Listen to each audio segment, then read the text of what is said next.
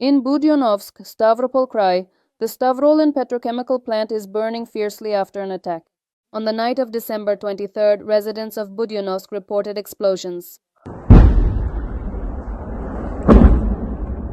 Look, did you see that? The beam! Yeah. Did you see the beam? Yeah. The head of the region confirmed strikes on the city, a fire in the industrial zone. He reported that according to preliminary information, there were no casualties, and residential buildings and the city's vital infrastructure were not damaged. There is a fire in the industrial zone and emergency services are working at the scene. The Telegram channel Astra analyzed one of the videos from the scene that was published and concluded that the footage was shot from Mendeleev Avenue, about 3 kilometers from the fire. According to Astra's analysis, the strike hit the OAO Stavrolen facility on Rosa Luxemburg Street, number 1. Stavrolen is an industrial enterprise in the chemical and petrochemical industry, located in Budyonnovsk. The enterprise is part of the Lukoil Group. It is one of the main producers of polyethylene and polypropylene in Russia. It is ranked among the top 100 largest companies.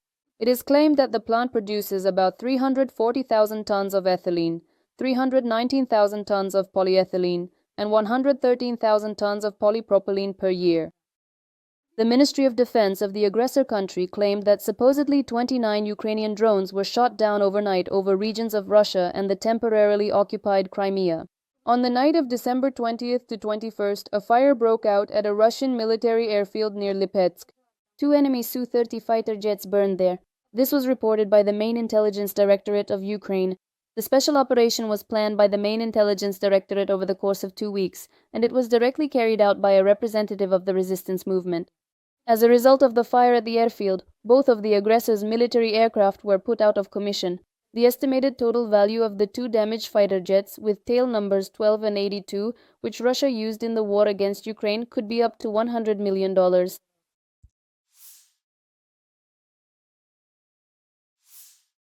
On the morning of December 23rd, Russia launched a combined strike on Ukraine using missiles and attack drones. The western regions of Ukraine and energy infrastructure were targeted. Prime Minister Yulia Sviridenko wrote that Russia used 600 drones and dozens of missiles. This was a deliberate, cynical strike on the eve of Christmas. Monitoring channels reported launches of Kinzhal aeroballistic missiles. Due to the massive attack, Poland scrambled its air force. In response to Russian strikes on its territory, Polish and Allied air forces began preventive actions in Polish airspace, according to the operational command of the Polish armed forces. The Ministry of Energy confirms that Russia is once again attacking Ukraine's energy infrastructure. Because of this, emergency power outages have been introduced in several regions. In particular, emergency outages have already been implemented in the Kyiv, Cherkasy, and Dnipropetrovsk regions. Social media reports that as a result of the attack, power was lost in Ternopil and Khmelnytsky. Explosions occurred in several regions, particularly in Ternopil and Ivano-Frankivsk. According to the Rivne Regional Administration, as a result of Russia's attack, a 2-story apartment building was damaged with windows blown out by the blast wave. In Kyiv, a residential building in the Sviatoshinsky district was damaged. At least 5 people are known to have been injured. In the Kyiv region, a fire broke out in a private house. An elderly woman was killed and 3 more people were injured. In the Zhytomyr region, 6 people were injured, including 2 children. There were hits from fragments of cruise missiles and kamikaze drones. Residential buildings, private businesses, and a store were damaged. In the Odessa region, a drone strike damaged energy, port, transport, and residential infrastructure. A civilian cargo ship was also hit. In the Chernihiv region, Russian drones struck critical infrastructure facilities. According to the regional military administration, the enemy used more than 10 Geran drones for this attack. One of the enterprises in Priluki was also hit. The vehicle fleet was damaged.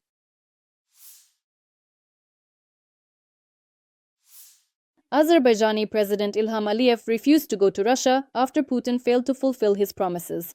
Aliyev skipped the CIS leaders' summit in St. Petersburg, citing a busy schedule. This came as a surprise to the Kremlin. Just 2.5 months ago, Vladimir Putin and Ilham Aliyev said that the crisis in their relations had been overcome.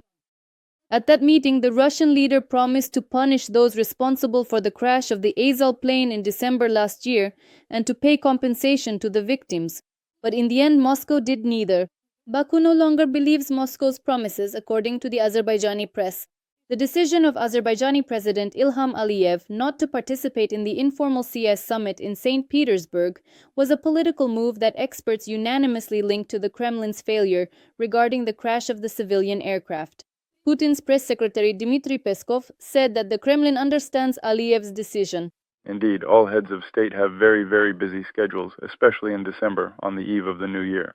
We continue to develop our partnership and constructive cooperation with Azerbaijan, and Azerbaijan also continues to participate in all formats of cooperation.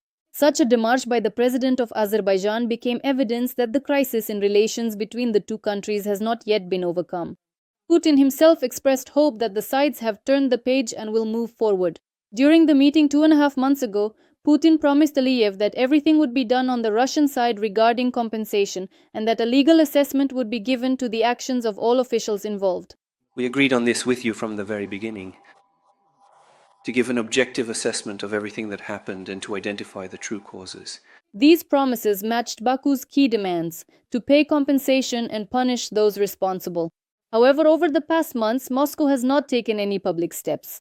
There has been no information about progress in the investigation of the disaster, nor about prosecuting those responsible, nor about compensation payments.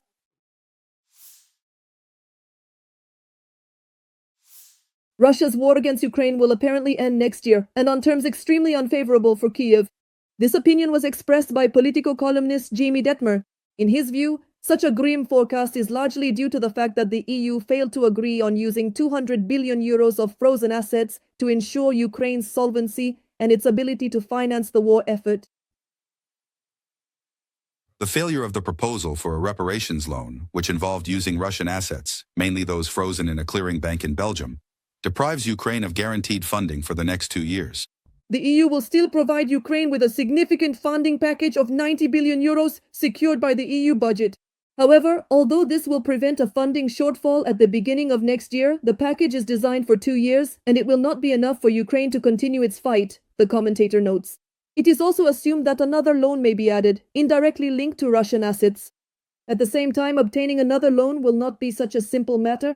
3 countries, Hungary, Slovakia, and the Czech Republic, already refused to participate in the joint borrowing program last week. It is not hard to imagine that others may join them. The Prime Minister of Belgium called the agreement a victory for Ukraine, a victory for financial stability, and a victory for the EU. However, Russian leader Vladimir Putin will see it differently, the Politico commentator emphasizes. Earlier in Brussels, the European Union decided to provide Ukraine with 90 billion euros in funding over 2 years. At the same time, Ukraine will only repay the 90 billion euro loan if Russia pays reparations. German Chancellor Friedrich Merz noted that this is a clear signal from Europe to the Russian dictator Vladimir Putin. This war is not worth it.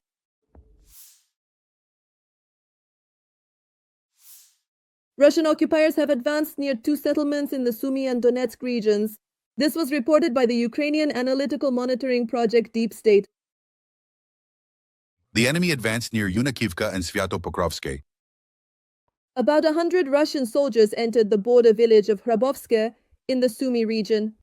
They tried to advance towards Ryazne. This was reported by Viktor Trehubov, spokesperson for the Joint Forces Group of the Ukrainian Armed Forces. Currently, Russian units are consolidating in the southern part of Hrabovsky. Ukrainian forces are trying to drive them out of their positions. Fighting continues in the village. The military clarified that settlements located directly on the border with Russia can only be secured if a zone of control by Ukrainian forces is established several kilometers deep into Russian territory. Russian troops also tried to break through in the direction of Dobropilya. To do this, the occupiers deployed 24 armored vehicles. The assault was carried out by the Russian Federation's naval infantry, but they failed. The Ukrainian armed forces struck a concentration of Russian forces. The enemy suffered losses in both equipment and personnel. Earlier, analysts reported that the enemy has made gains in Donetsk region, particularly near settlements such as Dronivka, Reznikovka, and Novoekonomichne. There was also recorded advancement of Russian troops near the city of Hulyapol in Zaporizhzhia region. According to the General Staff of the Ukrainian Armed Forces, the most tense situation remains in the Pokrovsk direction. The deputy commander of the 4th Operational Battalion Power of Freedom of the Rubej Brigade, Volodymyr Nazarenko, stated that in the Pokrovsk direction, the Russian Federation's army is suffering losses dozens of times greater, which speaks to the effectiveness of the weapons used by the defense forces.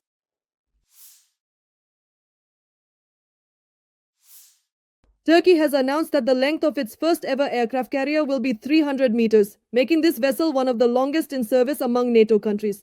Turkey has the second largest army in NATO, surpassed in size only by the United States. Earlier, the country's President Recep Erdogan stated that work on the new aircraft carrier has already begun. Business Insider reported that this aircraft carrier was originally designed to be 285 meters long and, according to the announced plans, it was intended to accommodate up to 50 aircraft, including 20 stationed on the flight deck, with a crew of 800 people. It was initially assumed that the new aircraft carrier would be equipped with a ski jump ramp for aircraft takeoff, but now it is expected that a domestically produced catapult system will be used. The publication noted that, despite being a NATO member, Turkey has long sought to achieve defense autonomy through its own military technologies. Turkey also plans to expand the operation of its maritime security control system in the Black Sea. Meanwhile, US President Donald Trump announced that he would build a Golden Fleet for the United States. He named the new class of ships after himself, the Trump class. He plans to build up to 25 giant vessels with a displacement of over 35,000 tons. They will operate on artificial intelligence and be equipped with laser weapons, hypersonic, and nuclear missiles. Trump believes that the current fleet is outdated. Military experts criticize the idea. In their opinion, relying on huge and expensive ships in the era of modern maritime threats is ineffective.